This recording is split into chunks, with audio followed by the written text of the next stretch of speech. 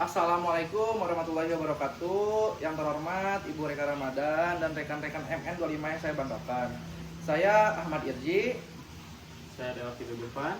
Saya Yusuf.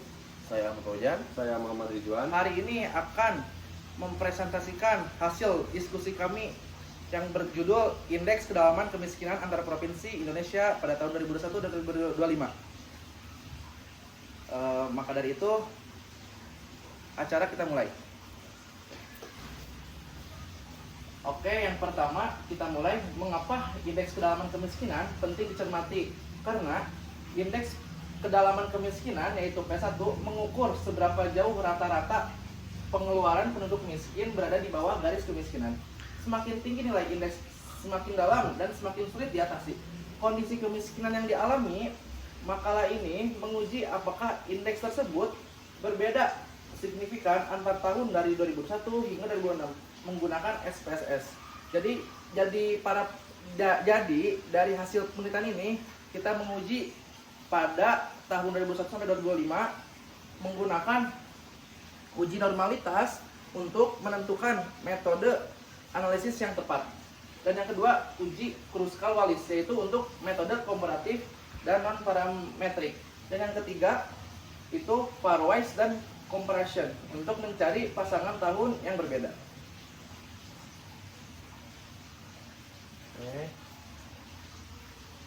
Dan yang kedua itu ada dua kemungkinan yang diuji teman-teman dari hipotesis 0, yaitu tidak terdapat perbedaan signifikan pada indeks kedalaman kemiskinan antar provinsi selama 2021 sampai 2005. Dan yang kedua, hipotesis 1A, hipotesis alternatif, yaitu terdapat perbedaan signifikan pada indeks kedalaman kemiskinan antar provinsi pada tahun 2021 dan 2025. Pada saat ini dijelaskan cara membaca aturan baca nilai signifikansi, yaitu alfa sama dengan 0,05. Caranya mudah untuk membaca. Ketika signifikansi lebih besar dari 0,05 berarti H0 diterima dan H1-nya ditolak. Perbedaan ini yang ada dianggap tidak signifikan secara statistik. Dan selanjutnya kebalikannya, ketika signifikansi lebih kecil dari 0,05 berarti H0 ditolak dan H1 diterima. Itu karena terdapat perbedaan atau pengaruh yang signifikan secara statistik. Nah, pada slide ini dijelaskan data tidak berdistribusi normal di seluruh tahun pengamatan, yaitu tahun 2001 sampai 2025. Semua nilai sigma yaitu di bawah 0,05. Artinya H0 uji normalitas ditolak. Data indeks tidak berdistribusi normal pada seluruh tahun. Untuk analisis dapat memakai uji non parametrik Kruskal-Wallis, itu uji lanjut. Selanjutnya dari uji normalitas tadi yang menunjukkan bahwa data tidak terdistribusi normal, kemudian dilanjutkan dengan uji Kruskal-Wallis untuk mengetahui apakah ada perbedaan dari masing-masing tahun dari 2021 sampai 2025. Berikut adalah hasil uji Kruskal-Wallis di mana di sini menunjukkan data mean dari masing-masing tahun.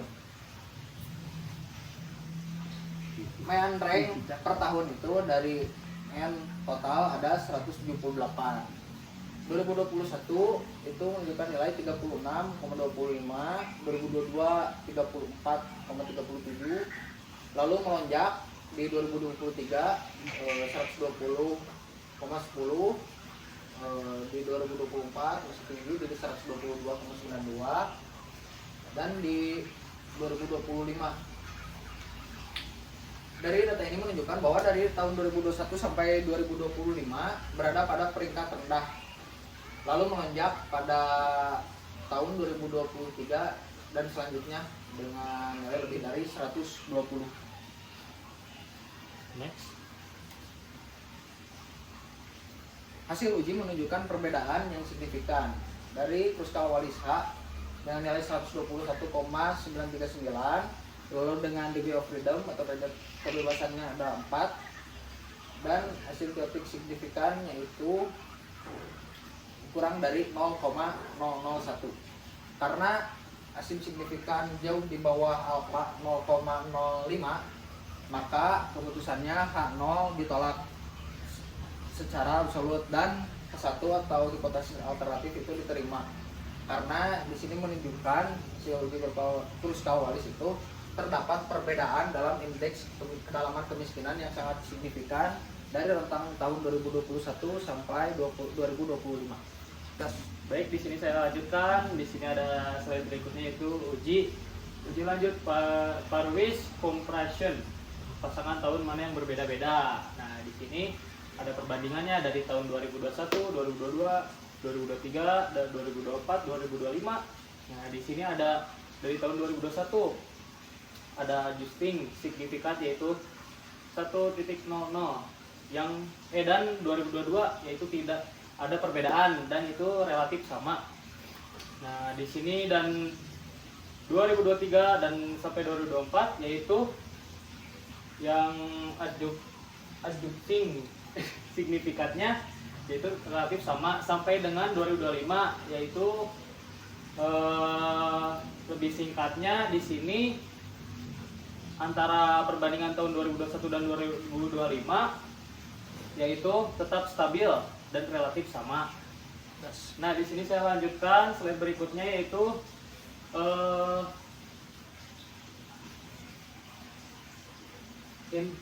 interpretasi Parwis yaitu dinamika terbagi ke dua klaster waktu yaitu dari tahun 2021 dan 2025 yaitu kita sebutkan dari klaster awal min rank rendah stabil dari 2021 dan 2022 yaitu masih tetap sama dan klaster aktifnya itu dari 2023 sampai dengan 2025 min rank melonjak tinggi dan menetap tinggi rank dari 2023 hingga 2025. Nah, di sini berarti melonjaknya cukup sangat tinggi di antara tahun 2021 dengan 2025. Pola ini mengindikasikan adanya guncangan ekonomi makro atau penyesuaian garis kemiskinan pada tahun 2023 yang berdampak jangka panjang. Oke, di sini saya akan melakukan uji lanjutan Parwis comparison setelah dilakukannya uji Kruskal-Wallis pada data indeks kemiskinan di antar provinsi di Indonesia dari tahun 2021 sampai 2025. Di sini sudah ada data yang menunjukkan indeks kedalaman kemiskinan dari tahun ke tahun dari 2021 sampai 2025 dari tiap provinsi. Lalu di sini ada variabel tahun yang mewakili tahun, angka 1 mewakili 2021, 5 mewakili 2025. Dan di sini ada indeks, yang dimaksud indeks itu adalah indeks kedalaman kemiskinan dari 2021 sampai 2025 yang disusun secara vertikal. Untuk melakukan uji lanjutan, di sini kita masuk pada analyze. Lalu pilih non-parametric test, pilih independent sample. Di halaman objektif kita klik automatically. Lalu field index dimasukkan kepada test field, lalu group dimasukkan tahun. Lalu setting customize test. Median test ke sampel ataupun bisa diklik saja automatically. Tinggal klik run. Di sini muncul hipotesis test summary, tinggal double klik untuk mengaktifkannya.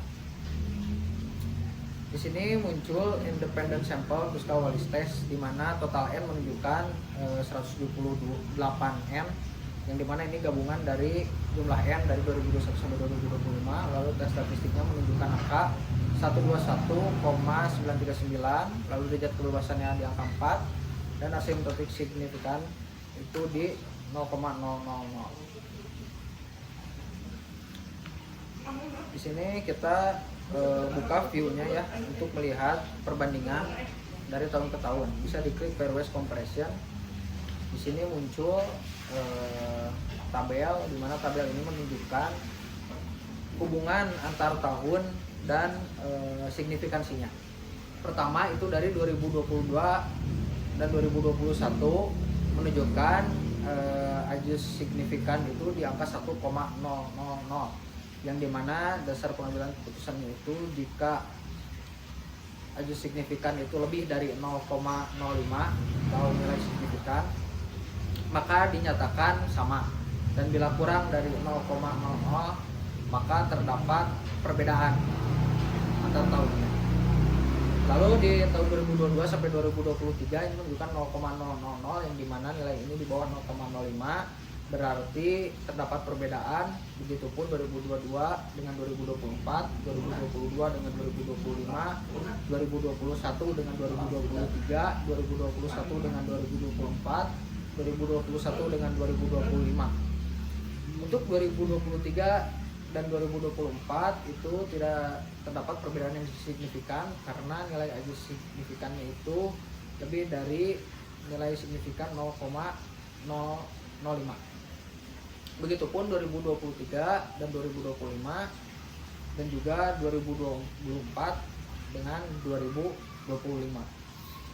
Jadi terdapat dua kategori dari hasil uji lanjutan ini, yakni ada kategori tahun di mana tidak terdapat perbedaan yang signifikan, yakni yang memiliki nilai adjustment signifikan ini terdapat di atas 0,05, dan juga yang terdapat perbedaan yang signifikan, yakni yang memiliki nilai adjustment signifikan di bawah 0,05.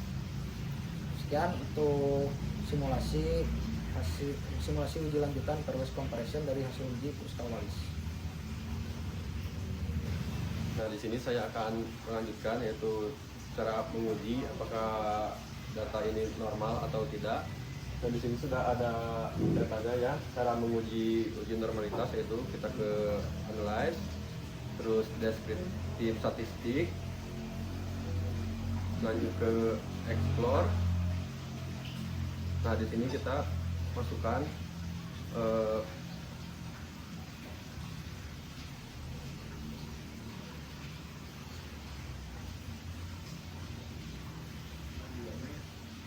masukkan dari tahun 2021 sampai 2025 ke dependent list.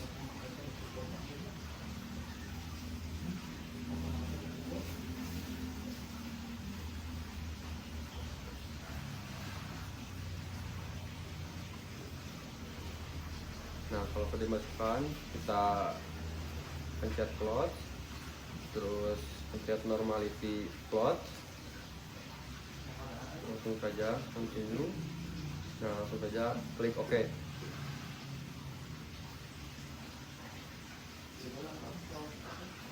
Nah, di sini muncul hasilnya yaitu test of normality.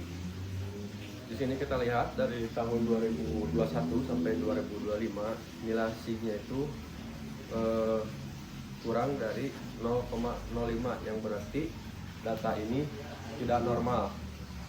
Nah, di tabel ini menunjukkan hasil uji normalitas menggunakan Shapiro-Wilk karena jumlah sampelnya hanya 34. Maka uji Shapiro-Wilk yang dijadikan acuan. Jika nilai signya lebih dari 0,5 berarti normal, dan sedangkan jika kurang dari 0,5 maka data tersebut tidak normal. Oleh karena itu analisis ini selanjutnya menggunakan uji non parametrik yaitu uji Kruskal Wallis. Ada uji lanjutan.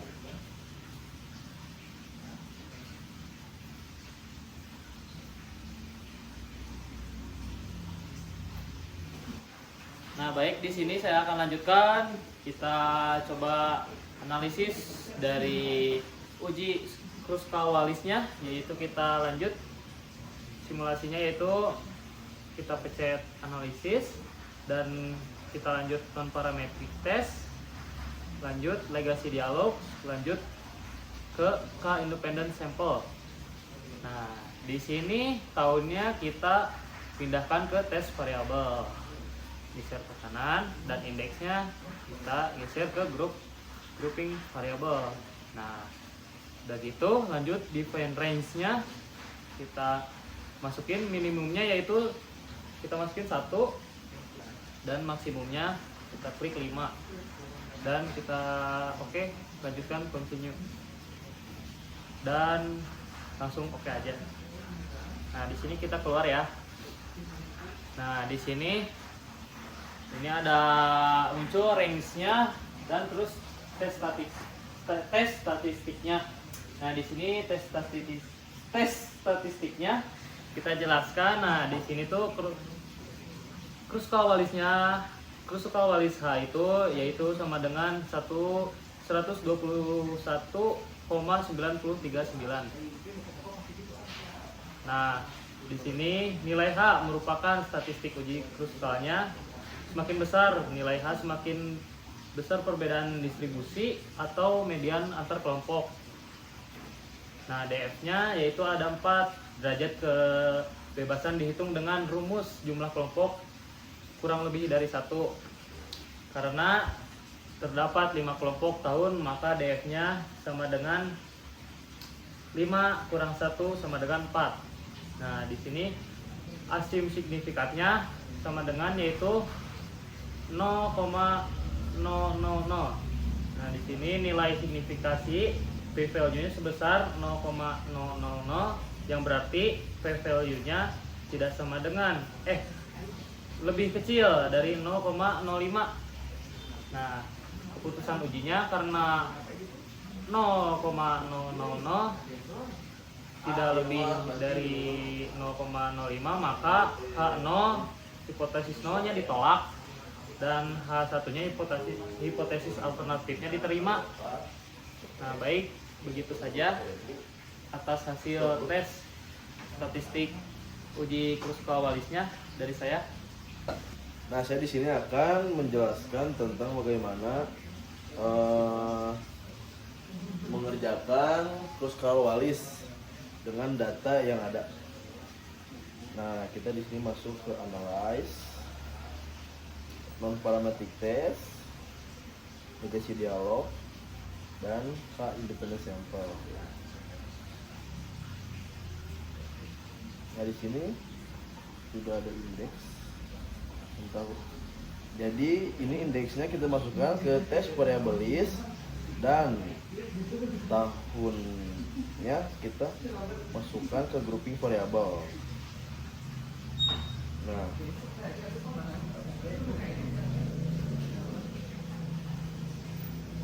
ini copy aja. Nah, di sini sudah ada data hasil dari SPSS tadi. Ini hasilnya. Nah, berdasarkan hasil uji kruskal walis, nilai statistik H sebesar 121,939 dengan derajat kebebasan 4 dan nilai signifikasinya 0,000.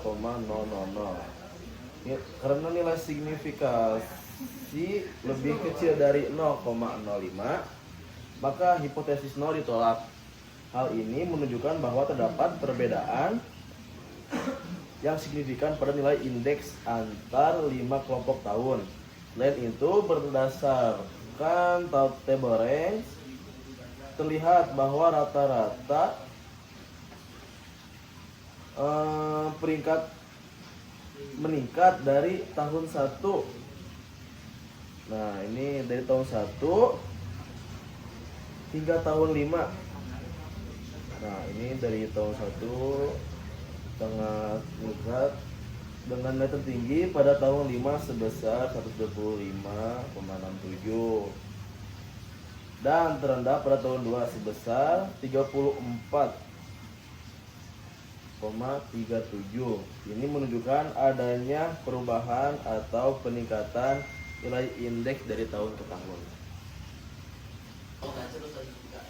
Baik, saya akan lanjutkan dengan menggunakan SPSS. Kita uji normalitasnya. Yang pertama kita masuk analyze, yang kedua kita masuk ke deskriptif statistik, pilih explore. Lalu tahun dari 2021 sampai tahun 2025 kita masuk ke dependent list. Sebelum kita kita ketik plots. Lalu normality plots with testnya kita continue, lalu Nah, sudah keluar, kita scroll ke atas,